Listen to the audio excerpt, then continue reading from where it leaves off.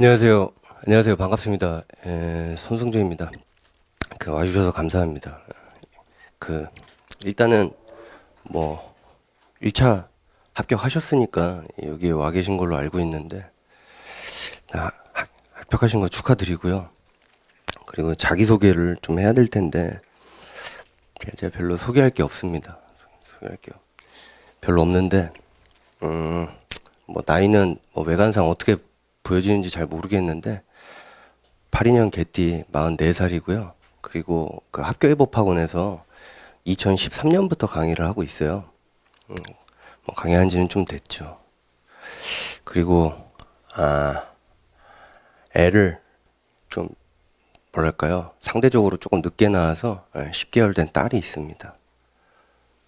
끝입니다. 별로 뭐 강의도 하고 있고 뭐 그다음에 뭐 개인적으로 10인 미만의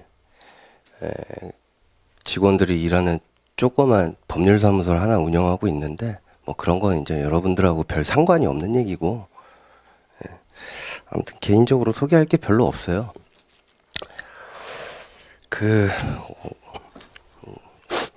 OT를 좀 해야 되는데 OT를 좀 해야 되는데 여러분들이 오신 동차반이라는 게 사실 이제 정규 컬이랑 이제 비교를 해보자면은 정규 컬이는 이제 연기 때 기본 이론을 강의를 하고요. 그 다음에 이제 1기 때 답안 작성 강의를 하면서 이 기본 이론에다가 사례를 같이 학습을 해요. 근데 저희 시험이 여러분들 아시겠지만은 사례형 문제잖아요. 2차 시험이요. 2차 시험이 객관식이라고 알고 오신 분들은 아마 없을 거예요. 사례형 문제 풀이인데 그 사례형 문제 풀이를 하려면 실제 사례를 많이 학습을 해야 되거든요. 굉장히 많이 학습을 해야 됩니다. 그래서 여기 이제 판례를 가지고 사례 학습을 1기 때부터 시작하면서 답안 작성 강의도 약간 첨가를 합니다. 그런 다음에 이제 답안 작성을 약간 배웠다고 해서 답안을 잘 쓰냐 말이 안 돼요. 객관식은 이제 고르면 끝나는 거지만 이 논술형 답안 작성은 그렇게 단기간에 답안 작성이 막 잘 되지 않습니다. 물론 사람에 따라 개인차가 있기 때문에 재능이 있으신 분들은 논술형 답안 작성도 단기간에 답안 작성을 잘 하시는 분들이 정말 덜어 있어요. 덜어 있지만은 그런 극단적으로 예외적인 몇몇 사람을 제외하면은 대체로 이 사례형 답안 작성하는데 굉장히 오랜 시간이 걸립니다. 뭐랄까 좀 짜임새 있는 작성을 함에 있어서 그래서 이 때는 이제 답안 작성에 집중을 해서 모의 시험을 75점을 보게 되고 그 다음에 이제 3기 때는 150점 모의고사를 보게 되는데 이 모의고사들이 많이 보는 게 굉장히 중요해요. 많이 보는 게 굉장히 중요한데 여기 있는 동차반은 기본 이론도 조금 하고 그 다음에 답안 작성 강의도 조금 하고 그 다음에 모의고사도 조금 보고 그래서 조금씩 들어가 있는 그런 강의예요. 그런 강의인데 여러분들은 듣고 기분 나쁘실 수도 있겠는데 여러분들이 만약에 2차 공부를 이제 처음 시작한다 라고 한다면은 이 동차반 강의로 합격할 가능성은 거의 없다라고 생각을 하시면 됩니다. 나 2차 공부 이제 시작해갖고 올해 8월 말이나 9월 초에 시험이 있을 거 아니에요. 그죠? 난 그거 합격하러 왔는데 저 사람이 무슨 소리를 하는가 라는 생각이 들 수도 있고 어떻게 보면 지금 제가 하는 말이 여러분들한테 굉장히 불쾌하게 느껴질 수도 있겠지만은 솔직히 말씀드리면은 만약에 2차 공부를 지금 처음 시작하신다면은 불가능합니다. 불가능하고요. 근데 그게 왜 그러냐면요. 이런 거예요. 여러분들 고3 막 시작한 사람하고 고3 뭐 몇 월이라고 할까요? 고3 뭐 1월 내지는 2월 정도라고 할까요? 1월 내지는 2월? 근데 고3이 이미 지난 이제 재수를 시작하는 사람이 1월 또는 2월 이 상태에서 격차가 좀 있어요. 격차가 좀 있는 상태입니다. 격차가 좀 있는 상태인데 이게 뭐 예를 들어서 여러분들 그런 거 들어봤죠? 평가원 모의고사라고. 그게 뭐 6월인가 뭐 10월인가 이렇게 보잖아요. 그러면은 한 6월이나 10월쯤 가면은 여기 있는 고3 학생들 열심히 하는 사람들, 물론 재수생을 다 따라잡을 수는 없어요. 이 중에 일부 열심히 안 하는 사람들 따라잡죠. 왜냐면 재수생이라고 다 열심히 하는 건 아니잖아요. 인정 못해요? 재수생 다 열심히 합니까? 재수생 다 열심히 하는 거 아니에요. 그러면은 이 중에 열심히 하는 사람들은 재수생 상당히 많이 따라잡을 수가 있어요. 뭐 다 따라잡지는 못한다고 하더라도. 그래서 많이들 따라잡아서 고3 학생들도 나중에 대입 결과를 보면은 좋은 결과가 나오죠. 1년 뒤에. 한 12월쯤 되면은 1년 뒤에 좋은 결과가 나올 수가 있잖아요. 근데 그거는 충분히 시간이 주어졌을 때 얘기예요. 충분히 주어졌을 때 얘기고, 지금부터 만약에 2차 공부를 한다면 딱 3개월 동안의 시간이 남아 있지 않습니까? 이 기간 동안에는요, 못 따라잡아요. 솔직하게 현실적으로 말씀드리면은. 지금 뭐 최소한 한 1년 몇 개월, 2년 몇 개월, 3년 몇 개월 이렇게 한 사람들이 이 시험을 준비하기 위해서 상당히 많이 누적이 돼 있거든요. 많이 돼 있는데 그 중에 한 명도 따라잡을 수 없다라고는 말을 안 할게요. 왜냐면은 그분들 중에서도 모르시는 분들이 있어요. 상당히 공부 안 하고 시간만 흐르고 그런 분들 상당히 있거든요. 그러니까 그 중에 일부는 따라잡을 수가 있는데 뭐냐면은 이게 대입처럼 내가 시험을 봐서 내가 예를 들어서 3등급을 맞았다라고 하면은 3급 노무사 주고 내가 2등급을 맞았다 그러면 2급 노무사 주고 그게 아니에요. 아시다시피 우리 최소 합격 인원이 330명인가 그러잖아요. 그잖아요. 그 안에 들어야 되는데 여기 누적돼 있는 사람들 중에 적어도 600에서 700명 정도는 이분들은 정말 열심히 하는 분들이거든요. 2차 시험 보는 사람이 5,000명이라고 한다면은 한 600에서 700명 정도는 정말 열심히 하시는 분들인데 그 중에 몇천 명 정도는 따라잡을 수 있을지 몰라도 이렇게 정말 열심히 했던 6, 700명을 따라잡을 정도까지는 안 된다라는 거예요. 그래서 너 330명에서는 살짝 벗어났지만은 너는 500등 안에는 드니까 너한테는 2급 노무사를 줄게 이런 게 없어요. 저희 시험에는. 뭔 말인지 아시죠? 그래서 3개월 만에 붙는 거는 비현실적이에요. 비현실적인데 그러면은 여러분들은 도대체 이 동차방 공부를 왜 하는 거냐? 나 차라리 하지 말고 나 그냥 깔끔하게 9월까지 놀다가 그냥 9월부터 열심히 하겠다라고 생각할 수도 있겠죠. 근데 있잖아요. 여러분들 그렇게 하면요. 내년 시험도 또 떨어져요. 저 자식은 왜 자꾸 떨어진다라고만 하지? 라고 생각하실 수도 있겠지만은 여러분들 살면서 여러분들한테 얼마나 합리적인 생각이 여러분들한테 배어 들어가 있는지는 모르겠지만은 여러분들 그냥 단순 응시자를 5,000명이라고 할게요. 5,000명이 될지 6,000명이 될지 그건 모르겠습니다. 제가 볼 때는 5,000명에서 6,000명 사이일 것 같아요.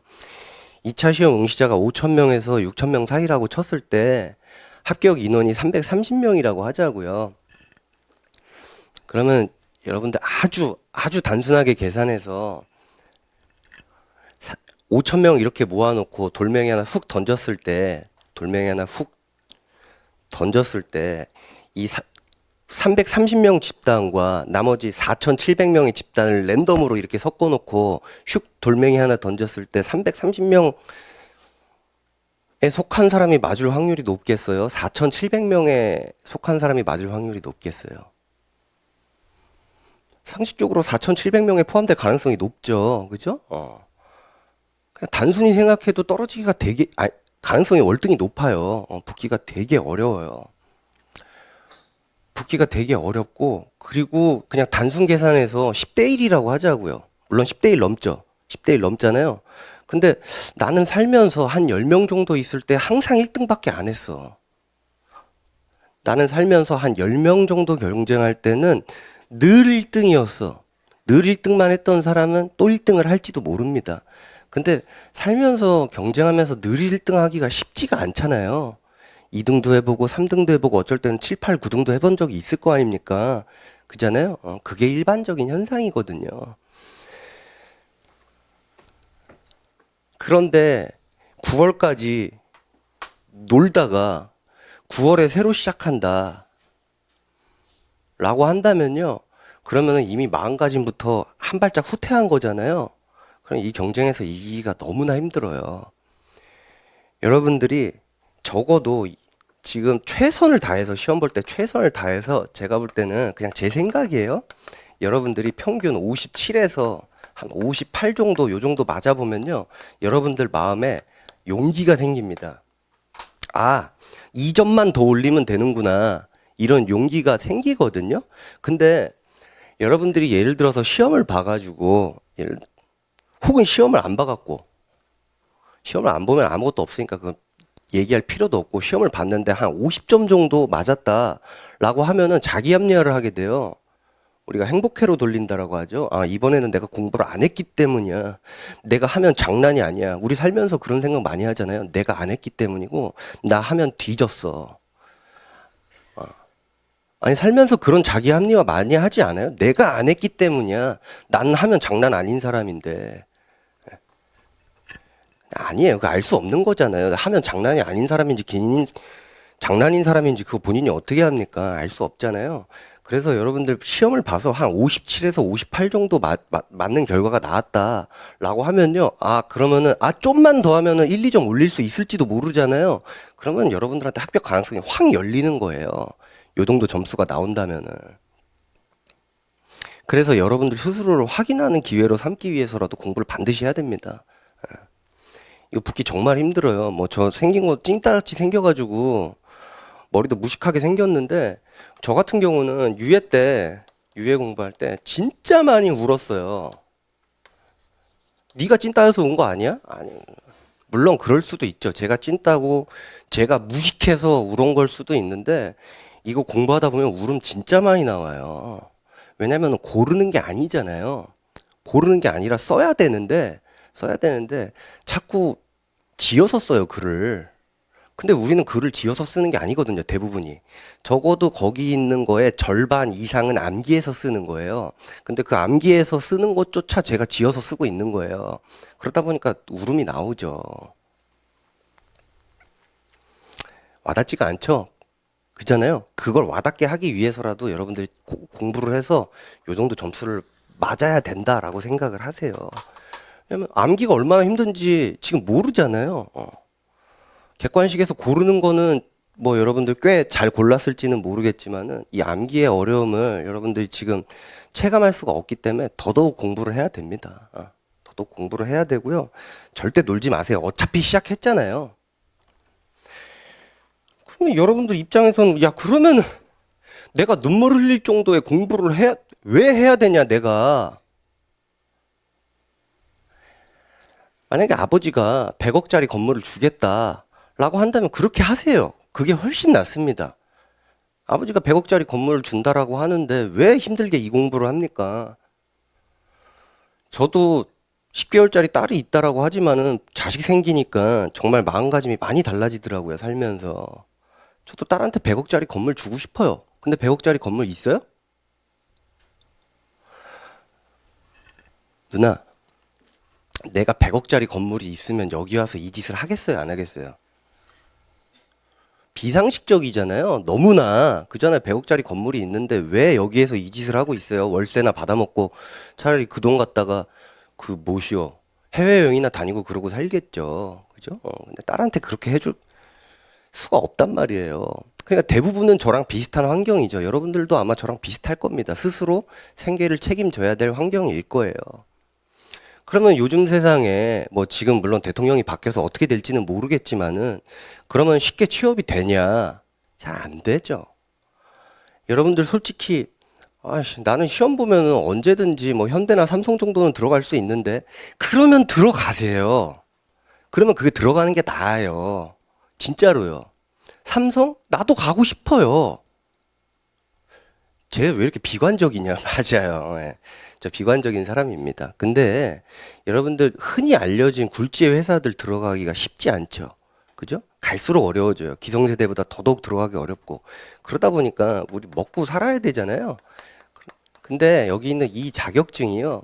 여러분들한테 저는 자격증이 3개가 있어요. 3개가 있는데 20살 땐가 21살 땐가 뭐 여러분들 잘 아는 공인중개사라는 자격증을 땄어요. 그 다음에 30 무렵에 노무사라는 자격증을 땄고요. 그 다음에 30대 중후반에 이제 변호사라는 자격증을 취득을 했죠. 근데 뭐 자격증 개수만큼 연금이 나오는 것도 아니고 그냥 먹고 살아야 되다 보니까 일을 하고 있는데 그러면 자격증 3개 있다고 100억짜리 건물이 생기냐? 안 생겨요. 여러분들한테도 안 생길 확률이 거의 99%입니다. 100억짜리 건물은. 근데 적어도 이 자격증이 있음으로 해서 저 동기들 많이 알 거 아니에요. 제 동기들, 제 선후배들 많이 알 거 아닙니까? 아, 저 왕따는 아니에요. 많이 알고 있는데 먹고는 살아요. 먹고는 삽니다. 저희 동기들 한 10몇 년 차 됐을 거 아닙니까? 10몇 년 차 되면요. 적어도 월에 1,000원에서 1,500 정도는 벌어요. 그러면 뭐 1,000에서 1,500 정도 벌면 부자 되냐? 못 되죠. 1,000에서 1,500 정도 벌면 20억짜리 아파트 사냐? 못 사죠.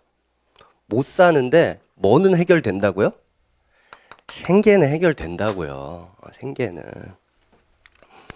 저 노무사 동기들 보면 종류가 딱 2가지가 있어요. 하나는 기업에 가 있는 동기들, 하나는 현업에 있는 동기들 둘 중에 하나인데 기업도요. 처음에는 작은 기업부터 시작하다가 여러분들 이직이라고 들어보셨죠? 연봉 협상에서 조금씩 점프를 합니다. 조금씩 처음에는 조그만 기업으로 들어가요. 중소기업 들어간 친구들도 있고 처음에는 그러다가 중견으로 옮기고 중견에 있다 대기업 가고 그래서 지금 기업에 가 있는 동기들은요. 다 대기업 가 있어요. 그러면 대기업 가 있으면은 뭐 인생이 맨날 해외여행 다니고 나이스하냐? 그건 아니죠. 근데 생계는 해결된다 이거예요, 제 말은. 그래서 여러분들 나는 이런 자격증 없어도 생계가 해결된다라고 하시면은 그거 하시면 돼요. 이거 되게 힘들고 슬프거든요. 저 솔직히 말하면 제 딸한테 이런 공부 시키고 싶지 않아요. 너무 제가 힘들었었어 가지고 쉬고 싶지 않은데 적어도 요즘에 먹고 살기 진짜 힘들잖아요. 먹고 살기 진짜 힘들고 특히 이 업종 있잖아요. 이 업종 진짜 최악이에요. 이 업종은 요즘에 여러분들 AI라고 들어보셨죠? 이 AI가 물론 여러분들 알고 있는 챗 GPT 그딴 쓰레기 AI 얘기하는 거 아닙니다. 이 유료 AI들이 되게 많아요. 법률 전문 AI들이 되게 비싼 돈 내고 활용하는 이 AI들이 많은데 솔직히 말하면 이 AI 저도 한번 쓰니까 멈출 수가 없더라고요. 감동입니다. 굉장히 훌륭해요. 굉장히 훌륭하고 분석력도 굉장히 뛰어나고 인사이트도 뛰어나요. 막 웬만한 인간보다 훨씬 낫습니다. 그래서 요 업종 굉장히 힘든데 아직까지 요 업종은요 AI가 침투가 거의 안 돼 있어요. 요 업종은요. 그래서 괜찮습니다. 그리고요 요 업종은 여러분들 뉴스 보시면 아시잖아요. 1년에 최소 1,500, 1,600, 1,700 이렇게 뽑아대요. 그죠? 근데 이건 몇 명밖에 안 뽑아요. 뭐야? 330명밖에 안 뽑잖아요. 그잖아요. 이거 5년 뽑아봐야 이거 1년 뽑은 것만큼도 안 돼요. 그래서 이거는요. 공급이 갑자기 늘어나지가 않는단 말이에요. 요거는 공급이 갑자기 늘어나는데 그래서 요 업종 되게 괜찮습니다. 그리고요. 여러분들 요 업종에서 나는 뭐 개업해갖고 힘들게 살고 싶지 않다라고 하면요. 한 경력 한 3년에서 5년 정도 쌓이잖아요. 그러면 기업이 선호하는 그런 인력이 돼버립니다. 그럼 기업이 선호하는 인력이 되면요. 요때 되면은 여러분들 굉장히 뭐랄까 연봉 협상하는 것도 그렇고 기업에서 이직하는 것도 그렇고 논하는 인생이 좀 올 거예요. 적어도 쫓겨날까 봐 전전긍긍하는 그런 삶은 안 살아도 돼요. 쫓겨나면 어떡하지? 쫓겨나는 게 무서워서 좀 표현은 그렇지만 구질구질하게 살아야 되잖아요. 저도 월급쟁이 해봐서 알아요. 덜 그래도 되고 괜찮은 자격증이다. 그러면 다시 돌아와서 이 괜찮은 자격증을 따려면은 공부를 연락해야 되는데 여러분들 공부를요 일단은 연락이 안 하시는 분들이 있어요. 당연히 떨어집니다. 100년에도 소용없어요. 진짜로 공부 연락이 안 하면은 100년에도 소용이 없는데 공부 연락에 하시는 분들이 있어요. 연락에 하시는 분들이 있는데 요분들 중에도 계속 떨어지시는 분들이 있거든요. 계속 떨어지는 사람이 있는데 일단은 보면은 공부하는 포인트가 이상한 분들이 있어요. 공부하는 포인트가 이상한 분들이 있는데 자, 처음에는요. 그냥 대강 여러분들 이거 뭐예요? 이거 뭐예요? 누나 이거 뭐야? 에? 한반도. 자, 다시요.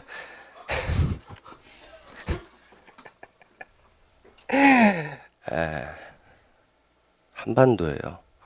한반도를 그렸는데 처음에는요. 한반도 대충 이렇게 그려요. 그다음에 제주도가 뭐 어딘지 모르겠지만 한 요쯤 있다라고 칠게요. 정확히 모르겠지만 울릉도 요 정도 있고. 아, 그리고 여러분들 또 괜히 또 흥분할 수 있으니까 독도도 그려야죠. 이렇게 대강 그려놓고 그다음에 조금 섬세하게 조금 더 그리고 그다음에 조금 이렇게 쪼개고 조금 쪼개고 조금 쪼개고 조금 쪼개고 뭐 쪼개고 경상북도 남도가 새로운가? 아무튼 잘 모르겠는데 이렇게 조금씩 디테일이 더해져 가야 되거든요. 근데 여러분들 중에 요런 사람들이 있어요. 뭐냐면은 나는 신림동 다 그릴 때까지 딴 거 안 그려. 나는 신림동을 그리고야 말 테다 라고 하시는 분들이 있거든요. 반드시 떨어집니다. 반드시요. 그러니까 나는 신림동을 다 그릴 때까지 안 지나가는 사람이 있어요. 굉장히 안 좋아요. 굉장히 빌어먹을 공부 습관입니다. 예. 여러분들 수능 공부할 때 혹시 그냥 혹시예요. 1등급 맞은 과목이 한 과목이라도 있어요? 나 좀 실례되는 질문이지만 실례 좀 할게요. 누나 혹시 있어요? 없어요? 예. 그러면 누나 혹시 있습니까? 예, 1등급 맞은 과목이 한 과목 있어요? 그게 뭔지는 모르겠지만 사탐 중에 하나인가요? 영어? 와, 굉장한데요? 아무튼 뭐 이런 굉장한 캐릭터도 있긴 합니다. 근데 뭐 예를 들어서 저분이 사탐에서 뭔가 한 과목을 사탐이 종류가 되게 많잖아요. 이 중에 한 과목 1등급을 맞았다라고 할게요. 근데 봐봐요. 한번 기억을 한번 더듬어 보세요. 이 사탐 1등급 맞을 때 내가 1회독을 완벽하게 해서 딱 시험 봤던 1등급이다. 거짓말 하지 마세요. 내가 처음부터 진짜 완벽하게 한치의 오차도 없이 다 공부해서 1등급을 맞았다. 거짓말이죠. 거짓말이에요. 거짓말 하지 마세요. 뭐냐면요. 처음에 얼기설기 한 바퀴 돕니다. 그런 다음에 두 바퀴 돌 때 여기에서 몰랐던 것들이 조금 채워져요. 세 바퀴 돌 때 좀 채워지고요. 그러다 보면 이거 사탐 많이 맞으려면 문제 많이 푸는 게 장땡이거든요. 문제 많이 풀다 보면은 문제집 한 20권 풀잖아요. 그러면요. 애진간한 보기는요. 그냥 숙지가 돼버려요. 푸는 속도도 증가를 합니다. 그러면서 처음에는 뭐 기본 이론도 공부하다가 얼기설기 모르게 한 바퀴 갔고 그다음에 그 밤 돌 때 조금 더 알고 문제 풀면서 모르던 거 보완하고 이게 무수히 반복되는 거예요. 근데 이런 경험은요. 제가 볼 때는 학창 시절에 겪어봤으면 아주 좋아요. 아, 맞아. 그랬지. 내가 문제집 한 7권째인가 5권째인가 지나갈 때부터 이 과목은 내가 자신 있다. 라는 경험을 얻어본 사람은 여기에서도 도움이 됩니다. 근데요, 그런 거 없이 나는 여태까지 그냥 살았지만은 이거는 내가 이번에는 제대로 한번 해보겠다. 뒤졌어. 그러면서 처음부터 나 이거 한 글자도 한 줄도 빼놓지 않고 다 완벽하게 공부를 하겠다. 안 나가요. 진도가 안 나가고 제대로 학습되지도 않고 좋은 학습 방법도 아니에요. 그래서 전체적으로 몰라도 그냥 진행을 한 다음에 돌면서 자꾸 보완돼야 되거든요. 근데 또 다시 처음 얘기로 돌아가는데 이게 수십 바퀴를 돌아야 되는데 이게 되질 않아요. 3개월 만에. 이렇게 보완되는 과정이 일어나지가 않아요.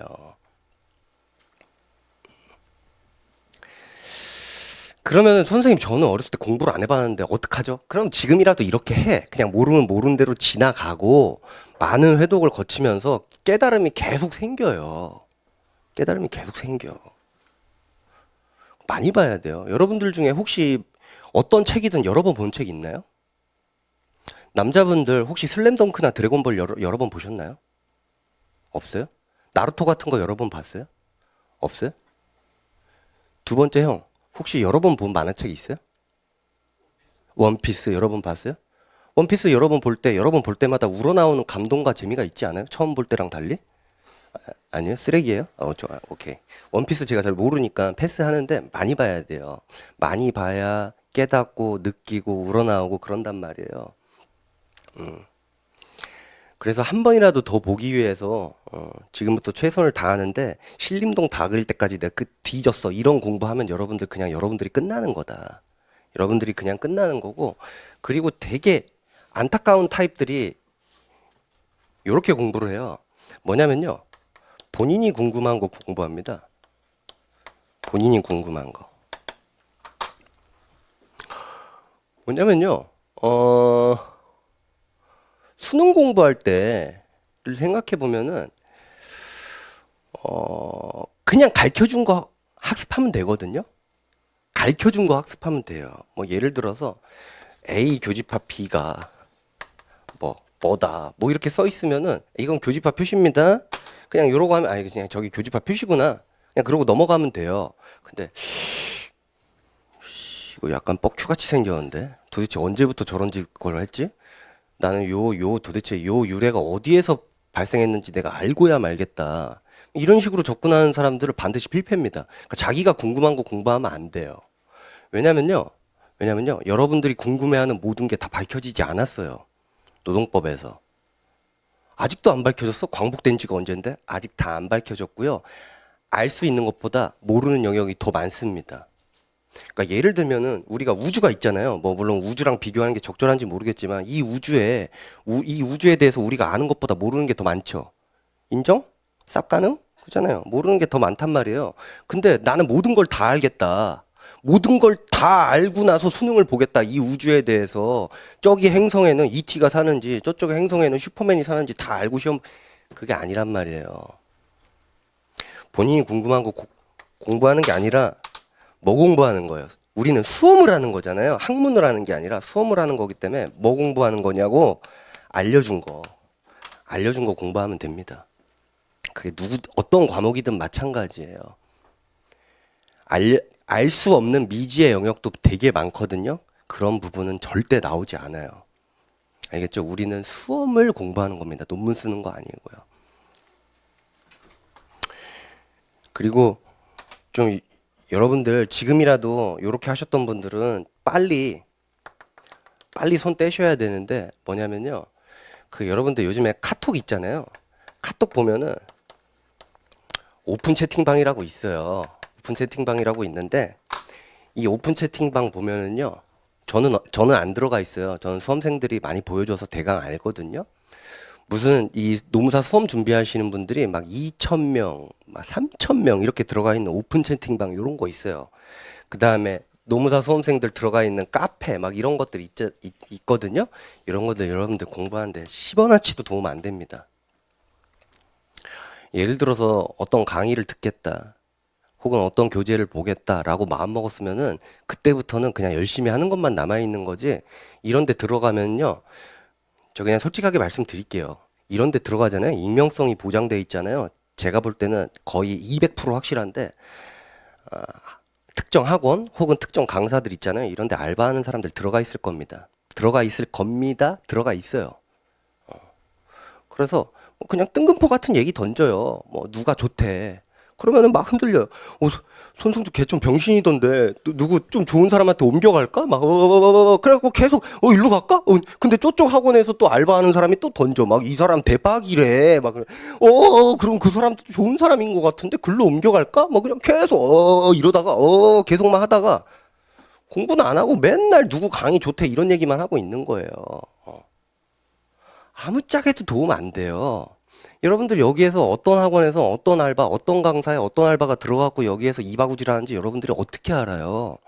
그럼 너는 여기에다 알바 안 심었어? 안 심었어요. 돈이 없어갖고. 돈 있으면 저도 심을 것 같아요. 근데 야, 너 쓰레기구나. 아니 뭐 쓰레기인지 아닌지 뭐 그런 거 잘 모르겠는데 이런 거 하지 말고 그냥 공부하면 된다. 본인이 궁금한 거 말고 알려주는 거 공부하면 돼요. 알려주는 거. 잔소리해서 미안합니다. 여러분들한테 상처 주려고 한 얘기였어요. 빈말이고요. 농담이고요. 여러분들하고 강의 계획서를 좀 볼게요. 강의 계획서를 보면은요. 두 번째 강의 진도표라는 페이지로 오세요. 두 번째 페이지.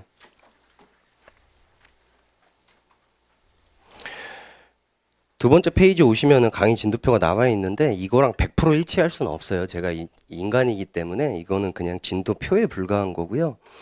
문제는 이제 여러분들 모의 시험을 준비하면서 또 복습을 하게 된단 말이에요. 강의 듣고 복습도 하지만 또 시험 보기 위해서 복습을 또 한단 말이죠. 그러면 시험 범위가 어딘지를 알아야 되잖아요. 시험 범위를 좀 말씀을 드릴게요. 그 첫 번째 25점 모의고사 있잖아요. 그거는요. 거기 6월 6일이라고 들어가 있는 칸 있죠. 6월 6일이라고 들어가 있는 칸 거기에서 시험을 낼 거고요. 그 다음에 두 번째로 넘어가면 50점짜리 모의고사가 있잖아요.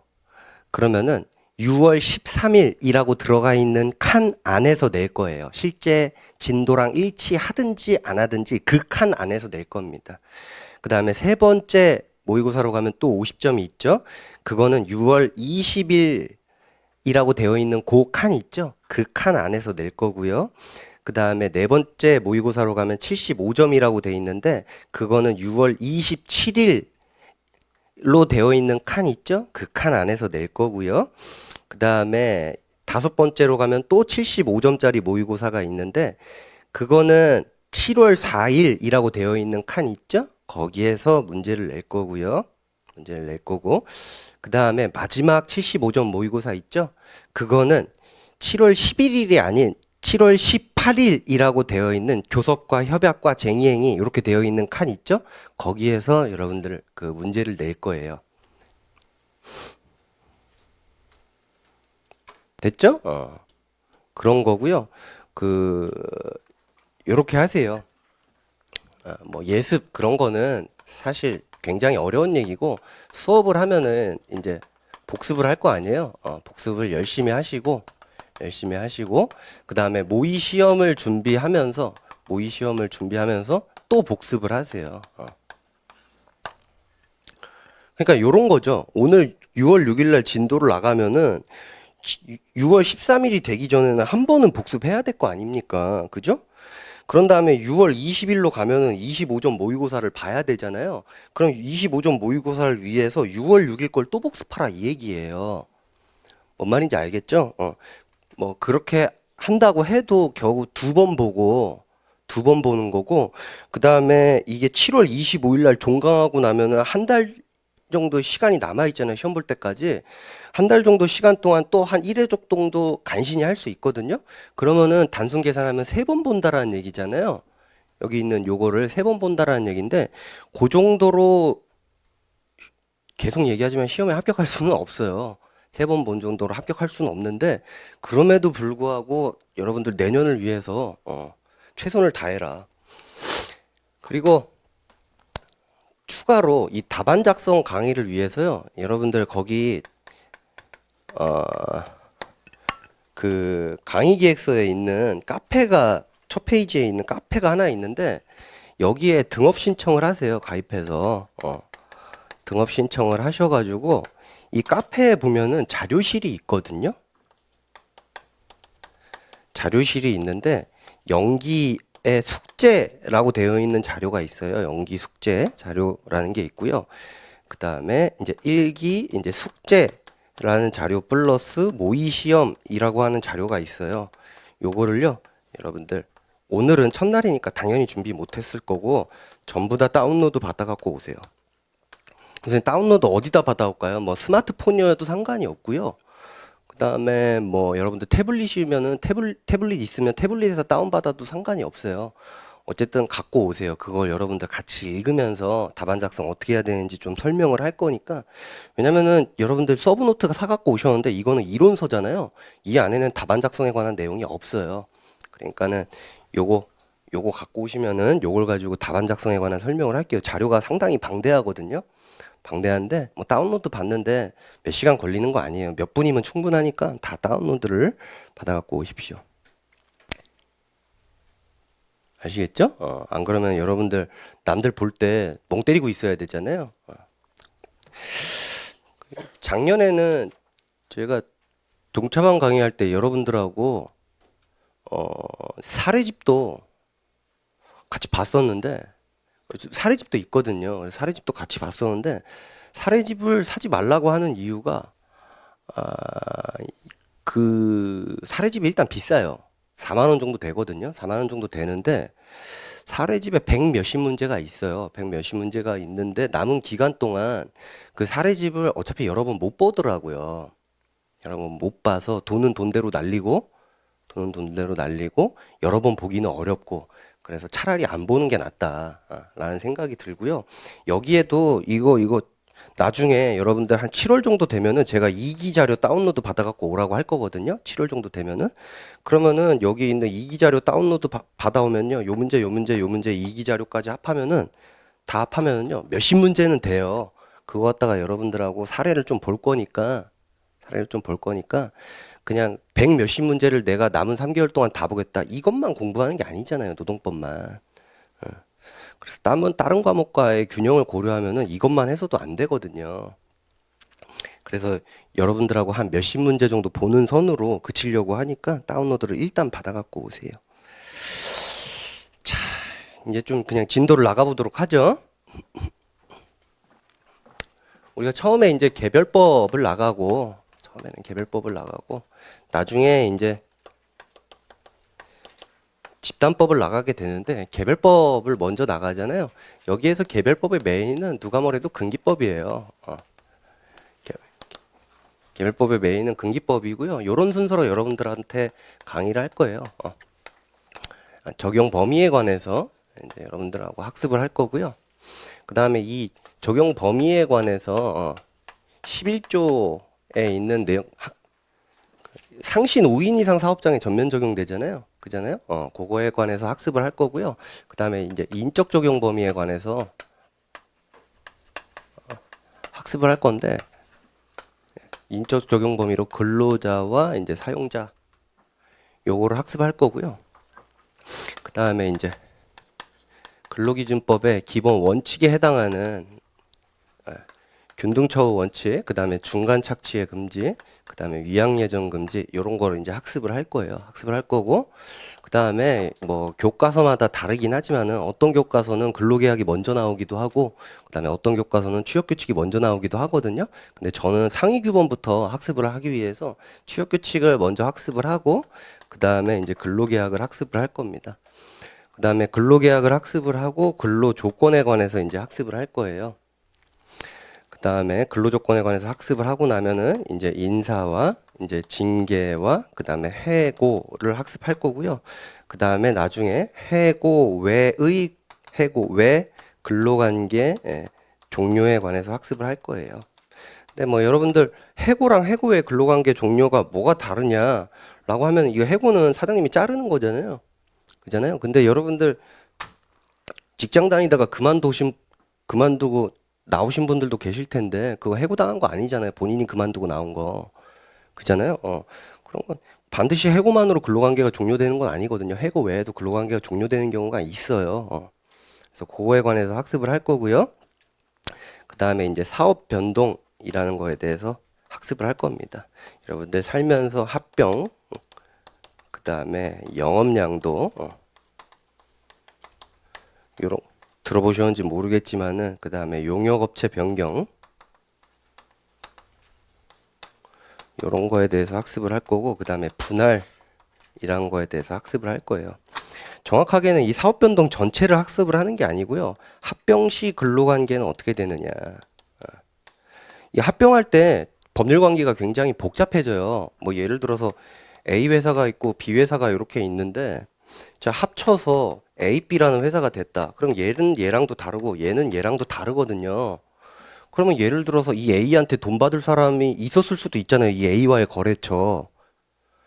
아니, 우리는 근로관계 위주로 생각하지만은 이 A와의 거래처 C가 있을 수가 있잖아요.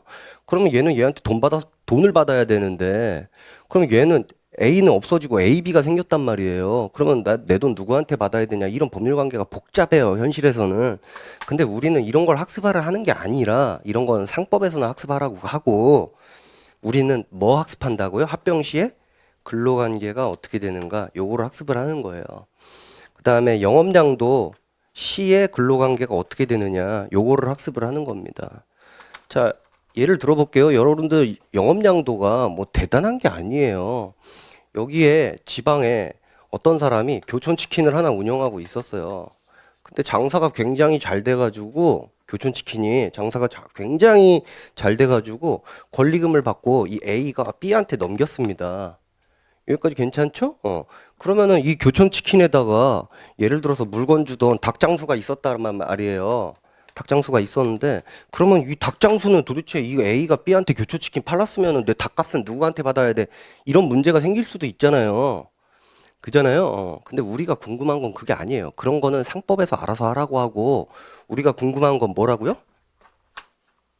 우리는 노동법이잖아요. 뭐? 어떤 거? 영업량도 했을 때 여기에서 배달하는 친구는 어떻게 되냐? 여기에서 닭 튀기던 친구는 어떻게 되냐? 여기에서 홀서빙하던 친구는 어떻게 되냐? 그거를 학습하는 거라고요. 닭장수는 우리의 알바가 아니고 관심사가 아니고 뭔 말인지 알겠죠? 용역업체 변경은 굉장히 복잡하고요. 어쨌든 여기에서도 용역업체 변경 시의 근로관계, 이 분할 시의 근로관계 전부 다 근로관계를 학습하는 겁니다. 됐죠? 자, 그런 다음에 여기 근로조건은요. 근로조건은 학습할 내용이 굉장히 방대해요. 굉장히 방대한데 가장 먼저 우리가 뭐 때문에 살아요? 미안합니다. 뭐 때문에 산다고 하면 너무 저질스럽네요. 그죠? 우리 사는데 중요한 거 뭐예요? 돈이요. 옷도요, 밥도요, 집도요, 돈이 필요하잖아요. 그죠? 이 돈에 관해서 학습을 하고요. 이 돈에 관해서 학습하면 하는 내용은요, 또 내용이 또 방대합니다. 여기에서 여러분들 1차 공부하면서 배웠을 임금에 관해서 학습하고요. 그 다음에 또 평균 임금에 관해서 학습을 하고요. 그 다음에 통상 임금에 관해서 학습을 하고, 그 다음에 휴업 수당에 관해서 학습을 하고요. 그 다음에 여러분들 임금 지급 원칙 기억나죠? 1차 공부하면서. 그죠? 직접 전액 통화로 정기적으로 지급해야 되는 거, 그런 거에 관해서 학습을 하고요. 그 다음에 또 여기에서 임금 채권 우선 변제 기억나요? 38조에 최종 3개월분 임금하고 그다음에 재해보상금하고 그다음에 근태법에 보면 최종 3년간 퇴직금 이런 것들 있잖아요. 임금 채권 우선 변제 이런 거에 관해서 이제 학습을 합니다. 그다음에 이제 두 번째로 학습하는 게 돈도 중요하지만은 몇 시간 일하냐 요거에 관해서 학습을 하거든요. 몇 시간 일하냐 요거에 관해서 학습을 하는데 여기는요 뭐 대수로운 내용이 잘 없어요. 대수로운 내용이 잘 없고요. 그다음에 이제 휴식에 관해서 학습을 하는데 이 휴식도 크게 세 가지로 나뉘어요. 하나는 근로시간 도중에 쉬는 휴게가 있고요. 그 다음에 근로의 의무가 애초에 없는 휴일이 있고요. 그 다음에 근로의 의무가 있었는데 면제된 휴가가 있어요. 여기에 관해서 이제 학습을 하는데 학습을 하게 되는데 출제 확률은 여기 있는 이 휴가가 압도적으로 높습니다. 여러분들 뭐 1차 공부할 때 연차유급 휴가에 관해서 어느 정도 비중을 두고 공부를 했는지는 모르겠지만요. 여기에서 나올 만한 거다라고 하면 압도적으로 그냥 휴가예요. 뭐 출제자가 작정하고 그냥 이번 시험은 너무 쉽게 내겠다 그런 게 아니라면은 그다음에 여기 있는 인사는요. 요런 겁니다.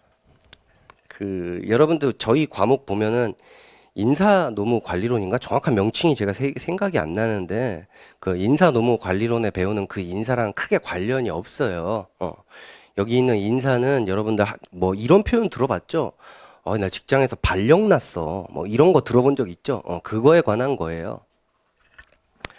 업무를 바꾼다던가 근무 장소를 바꾸는 전직이라는 거에 대해서 학습을 하고요. 뭐 물론 회사에서 부르는 표현은 다양하죠. 전보라고 부르는 회사도 있고 전근이라고 부르는 회사도 있고 심지어는 어떤 회사는 전배라고 부르는 회사도 있더라고요. 근데 뭐 어쨌든 부르는 명칭이랑 상관없이 업무를 뭐 예를 들어서 인사팀에서 기획팀에서 뭐 마케팅팀으로 이렇게 업무가 바뀔 수 있잖아요. 혹은 근무 장소가 바뀔 수 있겠죠. 그런 거 전직에 관해서 학습을 하고 그 다음에 예, 미안합니다. 직위해제라는 게 있어요. 다른 말로 이제 대기 발령. 예를 들어서 마트에서 일하는 직원 하나가 있는데 이 마트에서 일하는 직원 하나가 캐셔가 한 명 있는데 이 캐셔가 일하고 있으면 자꾸 고무장갑이 없어져. 우리 마트 안에 있는. 그러면은 지금 뭐가 의심돼요? 이 친구가. 자꾸 고무장갑을 갖고 가는 것 같잖아요. 고무장갑 재고가 자꾸 줄어들어. 저도 띨띨한 사람이라 제가 경험해 본 거 외에는 잘 모르거든요. 그래서 제가 실제 경험한 사건을 얘기해 드리는 거예요. 이 캐셔가 있으면 자꾸 고무장갑이 없어져.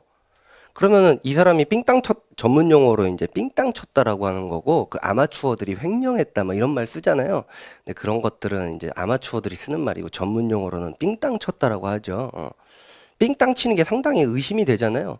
그러면 일을 안 시킬 거 아니에요. 그런 것 보고 이제 대기 발령 이란 게 있다. 그냥 나중에 자세히 배우고, 그 다음에 이제 휴직이라는 거에 대해서 학습을 하게 됩니다. 나 휴직 공부 많이 했는데 1차 공부하려고 나 남녀고평법에서 육아휴직 공부 뒤지게 했는데 뒤졌어. 예, 아무 도움 안 됩니다. 1차에서 육아휴직 공부한 거 아무 쓸모 없고요. 2차 시험에서는 그런 거 안 나옵니다. 그냥 육아휴직이 아닌 그러니까 육아휴직은 법에서 정하고 있는 거잖아요. 법에서 정하지 않는 휴직에 관해서 학습을 하게 됩니다. 됐죠? 자, 그 다음에 이제 전적이라는 거, 그 다음에 전출이라는 거에 대해서 이제 학습을 하게 되는데, 여기 있는 이 전적은요, 호적을 파서 옮기는 거예요. 자, 예를 들어서 어떤 직원이 삼성전자에서 일하고 있는데, 삼성전자랑 삼성 디스플레이는 엄연히 다른 법인격이죠. 그잖아요. 법인격이 다르잖아요. 그래서 삼성전자에서 호적을 파가지고 삼성 디스플레이로 호적을 옮기는 거. 뭔 말인지 알겠죠? 그거에 관해서 이제 학습을 하는 거고요. 그 다음에 이 전출은 삼성전자에서 삼성 디스플레이로 보내는데 삼성전자에서 호적은 안 파요. 호적 삼성전자 소속으로 하면서 삼성 디스플레이에 가서 조금 일하다가 나중에 다시 와라 라고 하는 게 있어요. 그거 뭐라고 한다고요? 전출. 둘이 되게 비슷하지만 하나는 호적을 파고 하나는 호적을 안 팝니다. 됐죠? 요거에 관해서 학습을 하는데, 제가 볼 때는 올해 전출이 나올 가능성은 0%예요. 그래서 요거에 관해서는 여러분들하고 학습을 하지 않을 겁니다. 뭐 강의 시수도 짧기도 하지만은 나올 가능성이 거의 제로에 수렴하는 저 컨텐츠를 여러분들하고 굳이 학습할 이유는 없다라고 생각이 들어요. 그래서 전출에 관해서 학습을 할 거고요. 그 다음에 아까 전에 하나 까먹었는데, 여기 있는 요 내용이 여기 있는 돈과 근로시간의 내용이 합쳐져 있는 포괄임금이라는 것도 학습을 할 겁니다. 포괄임금. 그러면 여기 이제 사업변동까지 다 하고 나면은 금기법은 끝나는 거잖아요. 그러면 이거 하고 개별법이 끝나냐? 안 끝나요. 개별법 안 끝납니다. 여러분들 개별법 또 뭐 있어요? 가끔씩 나오는 거 있는데 저희 시험에서 개별법에서 비정규직 학습합니다. 비정규직 학습하는데 크게 공부할 게 두 개밖에 없어요. 기간제 근로자랑 그 다음에 뭐요? 파견 근로자. 요거에 관해서 이제 여러분들하고 학습을 할 겁니다. 뭐 단시간 근로자는 객관식에서 간혹 나오는지 모르겠지만 2차 시험에서 나올 가능성은 거의 없어요. 단시간 근로자는 이제 거의 없고요. 그 다음에 개별법이 끝이냐? 아니요. 또 뭐도 있어요. 산재법도 있잖아요. 요거에 관해서도 간단하게 학습을 할 겁니다. 출제 가능성은 높지는 않지만은 아예 안 하고 지나가기는 조금 서운하니까 간단하게 학습을 할 거예요. 됐죠? 그리고 이제 어디 있냐? 제가 아까 전에 집단법 어디다 썼어요? 집단법은 이제 노조법을 학습을 할 겁니다. 여러분들 2차 시험을 위해서 여러분들 노조법 말고 또 뭐 학습했어요? 공무원 노조법도 학습을 하고 교원 노조법도 학습을 할 거 아니에요. 그죠? 근데 그거는 뭐 2차 시험에 안 나온다라는 게 정설이고요. 2차 시험에 안 나온다라는 게 정설이고 1차 시험에는 나와도 노조법을 학습을 할 건데, 노조법은 체계가 아주 단순합니다. 첫 번째 설립과 운영. 설립은 만드는 거죠. 그런 다음에 노동조합 만들었으면은 왜 만들었어요? 모여가지고 친목회 하려고 만든 거 아니잖아요. 사장님한테 돈 달라고 하려고 노동조합 만든 거 아닙니까? 그죠? 그럼 뭐예요? 두 번째, 형아들 1차 붙었을 텐데. 예. 단체 교섭하죠? 맞잖아요. 그잖아요? 단체 교섭 학습할 거고요. 단체 교섭을 해가지고 사장님이 말을 잘 들어요. 알았어. 올려줄게. 5% 올려줄게. 뭐 그러면은 뭐 만들어요? 종이 만들어야 되잖아요. 단체 협약에 관해서 학습을 하는 거고요. 그 다음에 사장님이 말을 안 들어서 단체 협약이 체결 안 될 수도 있잖아요. 그럼 중간에 뭐가 치죠? 사장님한테 무력을 보여줘야 될 거 아닙니까? 그죠? 뭐 배워요? 예, 쟁의행위를 거치죠. 그래서 요렇게 가는 경우도 있단 말이에요. 요것도 학습을 하고, 그 다음에 여기 완충장치로 쟁의행위 전에 노동쟁의 조정도 있죠. 그죠? 이런 것도 좀 학습을 하게 되고, 그 다음에 요 전체적인 과정에서 노동조합 괴롭히는 거 뭐라 그래요? 진짜야? 이거 실화예요? 전체적인 과정에서 설립과 운영에 지배하거나 개입하는 행위, 뭐 그런 것들. 열심히 하니까 자르는 거, 교섭 안 해주는 거, 그런 것들 전반적으로 괴롭히는 거 아니에요? 그걸 뭐라고 부른다고요? 부당노동행위. 요거에 관해서 학습하고 나면 끝나는 거예요. 됐죠?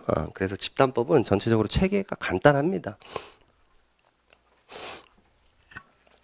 자, 그러면은 전체적으로 개요는 저런데 막상 들어가면 어려워요. 막상 들어가면 어렵고요. 여러분들 서브노트 2페이지 피세요.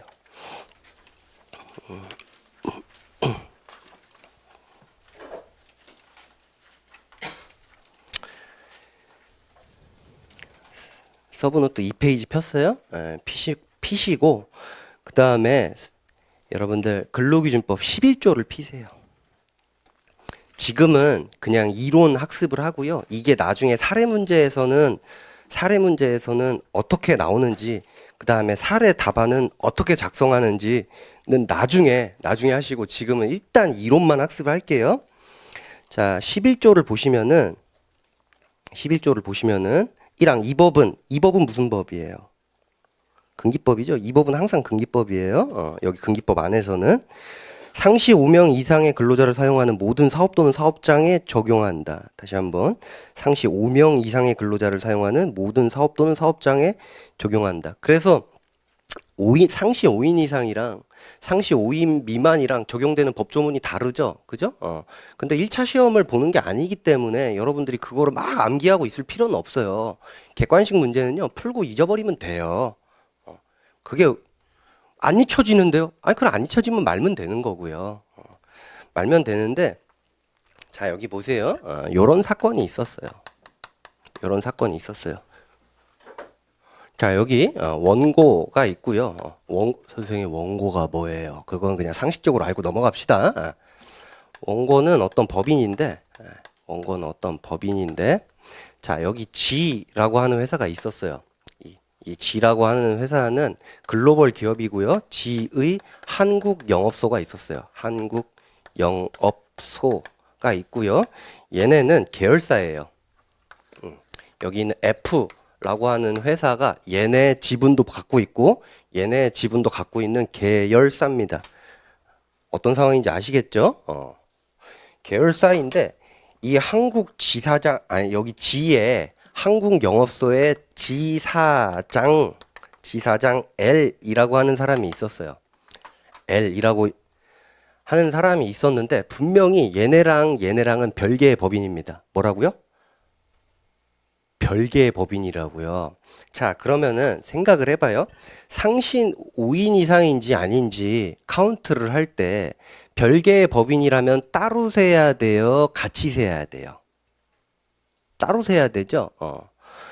그러니까는 뭐냐면은 공부할 때 조금 필요한 게 뭐냐면 상식이 필요해요. 상식이 필요한데, 야, 삼성전자 직원이 몇 명이야? 그러면 삼성전자 직원만 세는 거지. 삼성전자 직원이 몇 명이야? 그러는데 하이닉스 직원까지 같이 센다. 정상이 아닙니다. 그죠? 굉장히 비정상적인 사고방식을 갖고 있는 사람이에요. 그러니까 별개의 법인일 때는 상신 5인이냐 아니냐를 카운트할 때 따로따로 세는 게 원칙이죠. 그죠? 따로따로 세는 게 원칙인데 이거를 한꺼번에 이거는 하나의 사업에 해당한다. 하나의 사업 또는 사업장에 해당한다 라고 해서 묶어서 카운트하는 사건이 생겼어요. 묶어서 상시 5인 이상인지를 카운트하는 사건이 생겼고, 이게 우리나라 광복 이래에 하나로 묶어서 카운트했던 최초의 대법원 판례입니다. 최초의 대법원 판례이기 때문에 출제 가능성이 조금 있어요. 조금 있는데 아주 높다고는 말 안 할게요. 근데 왜 그러냐면요. 조금 있는 이유가 4페이지 보시면은 네 번째 줄에 선고일자가 언제예요? 선고일자가 24년 10월 25일이죠. 4페이지 네 번째 줄에 보면 선고일자가 24년 10월 25일이잖아요. 그러니까 선고된 지가 얼마 안 됐어요. 그래서 굉장히 최근 판례란 말이에요. 굉장히 최근 판례다 보니까 출제자가 이 정도 최근 판례를 안 낼 가능성도 충분히 있단 말이에요. 근데 내년이 되면은 완전 슈퍼 A급 판례인데 올해는 날짜가 얼마 안 돼서 안 낼 가능성도 충분히 있다. 왜냐면은 시험일 기준으로 1년이 안 된 판례잖아요. 근데 하나로 묶어서 선고한 최초의 대법원 판례인데 봐봐요. 조금 히스토리를 말씀드릴게요. 조금 히스토리. 여기에서 해고된 갑이라고 하는 사람이 있었어요. 해고된 갑이라고 하는 사람이 있었는데 여기 있는 사람 숫자만 세면은 5인이 상시 5인이 안 돼요. 여기 있는 사람 숫자만 세면 5인이 안 됩니다. 근데 갑이 여러분들 해고되면 어디 찾아가야 돼요? 에? 엄마 찾아간다 뭐 이런 얘기 하는 거 아니죠? 여러분들 공부했잖아요. 1차 어디 찾아가야 돼요? 노동위원회 찾아가죠. 진호위 그 다음에 어떻게 됩니까? 그 다음 프로세스가 중노위 예. 그 다음에 이 중노위 재심 판정을 대상으로 해서 뭘 할 수가 있어요? 예. 행정소송을 할 수가 있죠. 예. 행정소송을 할 수가 있는데 거기 있는 판례 번호 보면은 두라고 돼 있잖아요. 판례 번호가 어떻게 돼 있다고요? 두라고 돼 있잖아요. 이 두라고 돼 있는 거는 100% 행정소송입니다. 두라고 돼 있는 건 100% 행정소송이고요. 앞으로 다라고 돼 있는 건 민사소송이에요. 그 다음에 도라고 돼 있는 거는 형사소송입니다. 형사재판이에요. 됐죠? 그래서 이 판례 번호만 봐도 이거 노동위원회 거쳤구나 라는 걸 알 수가 있는 겁니다. 진호위, 중노위 거쳐서 행정소송으로 갔는데 문제는 지금 얘네가 5인이 안 되다 보니까 5인이 안 되면은 이게 적용이 안 돼요. 23조 1항에 해고의 정당한 이유가 필요가 없어요. 5인이 안 되면은 정당한 이유 없이 그냥 해고해도 된단 말이에요. 해고의 자유가 보장돼요. 영세사업체라고 판단을 해서. 근데 사실상 얘네가 하나의 경영상 일체를 갖는 정도의 그런 현실적인 관계를 갖고 있었단 말이에요. 사실관계를. 그래서 하나로 묶어서 판단할 거냐 아니냐가 대법원까지 쟁점이 됐던 거예요. 다시 한번 얘네가 분명히 별개의 법인인데 경영상 일체를 이룰 정도로 유기적 관련성이 있어 보였어요. 그래서 하나로 묶어서 판단할까 말까가 쟁점이 됐었습니다. 대법원까지. 예. 자, 그러면 여기에 적용 법리를 한번 볼게요. 3페이지 보시면요. 3페이지. 양가로 2번 보면 별개 법인인 경우 반가로 1번 원칙이라고 돼 있는데 길잖아요. 근데요, 되게 긴데 단순한 얘기예요. 따로 센다라는 거예요. 원칙은 별개의 법인이면 따로 센다. 자, 근데 반가로 2번 예외. 이거는 묶어서 센다라는 건데 동그라미 1번 보면 별개 법인격을 가진 여러 개 기업 조직 사이에 협력 관계나 제가 다 읽으면 시간이 아까워서 조금 띄엄띄엄 읽을게요. 일반적 지배종속 관계를 넘어 실질적으로 동일한 경제사회적 활동 단위로 볼 수 있을 정도의 경영상의 일체성과 유기적 관련성이 인정되는 특별한 사정이 있는 경우라고 되어 있는데 여기 세 번째 줄에 이 부분은 키워드라고 생각하시면 좋아요. 경영상 일체성과 유기적 관련성이 인정되는 특별한 사정이 있는 경우, 그러니까 이런 것들을 외우기가 되게 어려운 거죠. 그냥 어떤 분들은 이거 느낌이 하나의 사업체로 볼 수 있는 경우 이런 식으로 암기해버리시는 분들이 있어요. 근데 사실 뜻은 통하거든요. 하나의 사업체라는 표현이잖아요. 경영상 일체성과 유기적 관련성. 근데요, 점수가 안 나와요. 그런 식으로 암기를 해서 대충 비벼서 써버리기 시작하면은 논술형 시험이 그게 특징입니다. 분명히 표현상으로는 하나의 사업체로 볼 수 있다면인데 그런 거 안 통합니다. 시험에서는. 그래서 이런 표현들을 다 외워갖고 해야 되기 때문에 진짜 어려운 거예요. 근데 오늘 외우잖아요. 더 슬픈 거 내일 까먹어요. 그러니까 진짜 개빡센 거예요, 이게. 자, 그런 특별한 사정이 있는 경우 이들을 하나의 사업 또는 사업장이라고 볼 수 있다. 동그라미 2번. 이때 그 다음 줄에 하나의 사업 또는 하나의 사업장에 해당하는 특별한 사정이 있는지 여부는 업무의 종류, 그 다음에 수행 방식과 장소가 동일한지 장 동그라미 치세요. 그 다음에 업무 지시와 근로자의 채용, 업무 지시의 근로자의 채용의 그 다음 줄에 근로조건의 결정, 그 다음에 인사 및 노무관리가 맨 끝에 동일한 사업주체 내지 경영진에 의하여 통일적으로 행사되는지, 그래서 노무관리의 통일적 행사되는지 자, 그 다음 줄에 인적 물적 조직과 재무회계가 서로 밀접하게 관련되어 운영되는지, 그래서 조직의 회계의 밀접하게 관련되어 운영되는지 그 다음 줄 그런 사정을 종합적으로 고려하여 신중하게 판단해야 된다라고 되어 있어요. 됐죠? 그래서 동그라미 친 거를 스트레이트로 연결하면은 종장지체 결로통 조회관정이에요. 근데요, 이 정도로 외우지 않으면은 실제로 여러분들 답안 쓸 때요, 두 줄밖에 못 써요. 이렇게 두 문자 같은 거 응용하지 않으면요. 판례에 따르면 하나의 사업체로 볼 수 있다면 하나로 본다는 입장이다. 이렇게 쓰고 나온단 말이에요. 하나의 사업체로 본다면 하나로 본다라는 입장이다. 이렇게 하면은 뭔 말인지 대강은 알겠는데 점수가 전혀 안 나오는 거예요. 그래서 되게 슬픈 거거든요. 그래서 야, 이렇게 두 문자까지 외우지 않으면요, 나중에 진짜 몇 줄 쓰지를 못해요. 그러면은 이 두 문자를 스트레이트로 연결해 보면 종장지체 결로통 조회관정이거든요. 그러면은 선생님 이거를요 어떻게 외워요? 하다 보면요, 외우는 방법 되게 단순합니다. 여러분들 어렸을 때 그 구구단 외울 때 2는 224, 236, 248, 248, 250, 262 뭐 이런 거 반복하잖아요. 반복학습인데 라임이 있으면은 훨씬 외우기가 쉬워요. 라임을 갖고 있으면. 뭐냐면은 이 구구단도 2는 2, 224, 236 보통 요런 라임을 가지고 외우잖아요. 요런 것도 종장지체 결로통 재해관종, 종장지체 결로통 조해관종, 종장지체 결로통 조해관종 이렇게 한 10번 하다 보면 외워지긴 하거든요.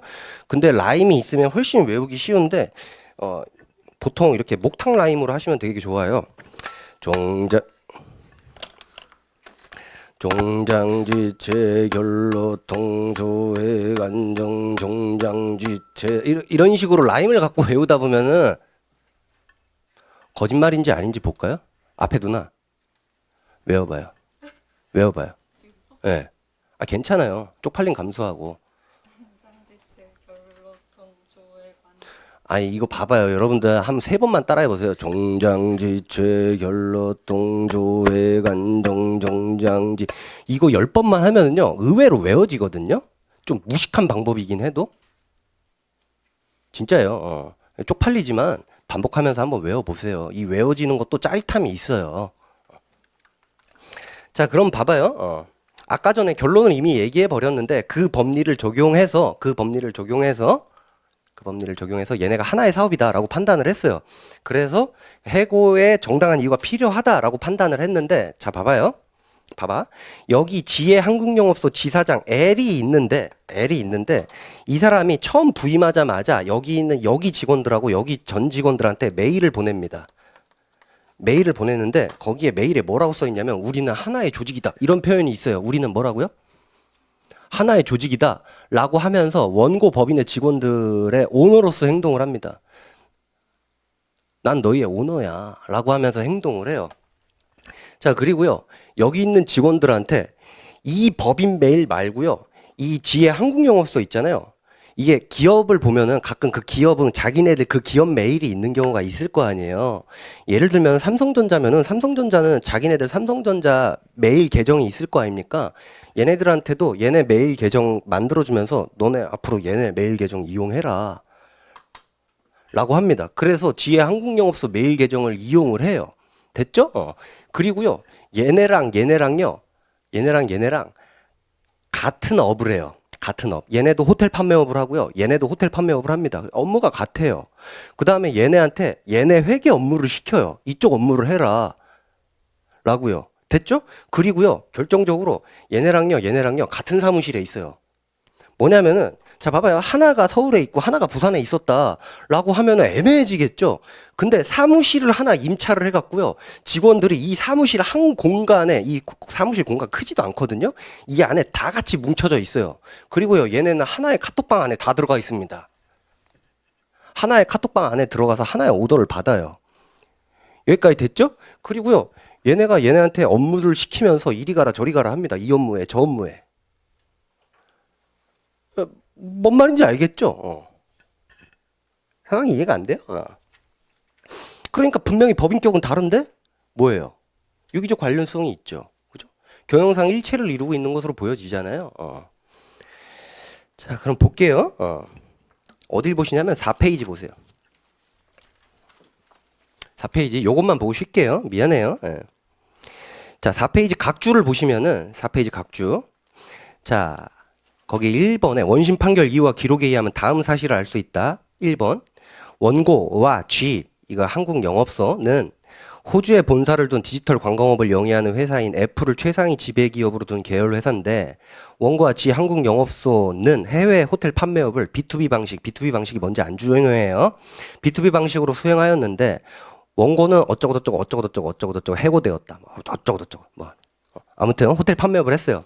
자, 그다음에 동그라미 2번 19년 3월경부터 원고와 지 한국영업소는 원고가 임차 보증금을 지급하고 임차한 사무실을 함께 사용하고 두 회사 근로자들은 하나의 사무실 내에서 회사별 구분 없이 서로 업무 상황을 확인하며 협업을 했고 참가인을 비롯한 참가인이 뭐냐 나중에 행정쟁송에서 배우세요. 이 참가인이 근로자예요. 원고 직원들은 지의 이메일 주소를 사용하였다. 이 지라는 회사의 이메일 주소를 사용했어요. 자, 그다음에 동그라미 3번 L은 이 지의 지사장이에요. 지의 한국영업소 지사장으로 부임하여 원고와 지 한국영업소 소속 직원 전체에게 이메일을 보냈는데 첨부된 19년 3월 7일자 지 한국영업소의 조직도에는 통합된 팀, 하나의 팀이 아니구나. 통합된 팀이라는 표제하에 지사장을 최상위 관리자로 하여 원고와 지 한국영업소 소속 직원들이 별다른 구분 없이 담당 업무별로 팀을 구성한 것으로 기재되어 있고 원고의 대표이사는 조직도에 기재돼 있지도 않았다. 자, 그 다음에 4번 19년 3월경 이후 원고의 재경팀 업무 중 일부는 지에 어디로 이관되었고 참가인을 비롯한 원고의 재경팀 근로자들은 원고의 재무회계 업무뿐만 아니라 지의 이런저런 회계 업무도 일부 분담하여 수행하였다. 다 읽지는 않을게요. 그래서 여러분들하고 4번까지 읽었는데 5번은 패스하고 6번으로 가서 지의 북아시아 지역 관리자인 Q는 참가인과 승진 휴직에 관해서 직접 협의하고 Q는 또 다른 관리자예요. 근데 참가인은 아까 전에 여기 얘 근로자라고 했어요. 해고된 갑 얘가 참가인이에요. 여기에서 선생님 왜 얘를 참가인이라고 하나요? 이건 행정쟁송에서 배우세요. 아니 노동법 시간이잖아요. 왜 참가인이라고 하는지는 행정쟁송에서 배우게 될 겁니다.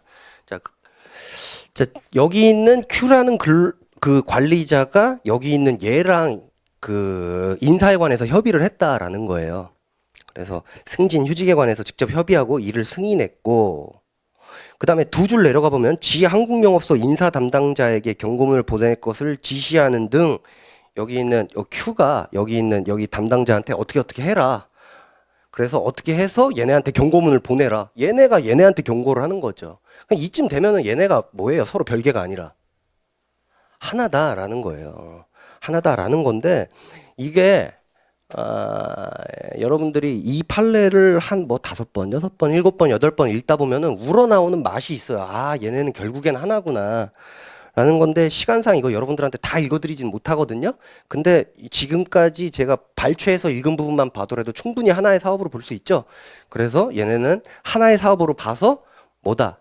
얘네가 5인 안 되지만 합치니까 5인이 넘어갔거든요. 그래서 뭐가 적용돼야 된다? 정당한 이유가 적용돼야 된다. 근데 얘한테는 정당한 이유가 없어서 해고가 부당해고다라고 판단된 그런 사건입니다. 그러면은 이게 왜 부당해고인데 그거는 또 해고 파트에 가서 학습할게요. 해고의 정당한 이유에 관해서는 어쨌든 하나로 묶어서 판단한 사건이다. 거기까지만 할게요. 됐죠? 자, 그래서 러닝타임 첫 시간에 좀 길게 뽑아서 미안하고요. 지금 제가 10분 초과했거든요. 이 10분 초과한 거는 2교시 때 10분 빼는 방식으로 해결해 드리겠습니다. 됐죠? 10분 쉬었다가 2교시 진행하도록 하겠습니다.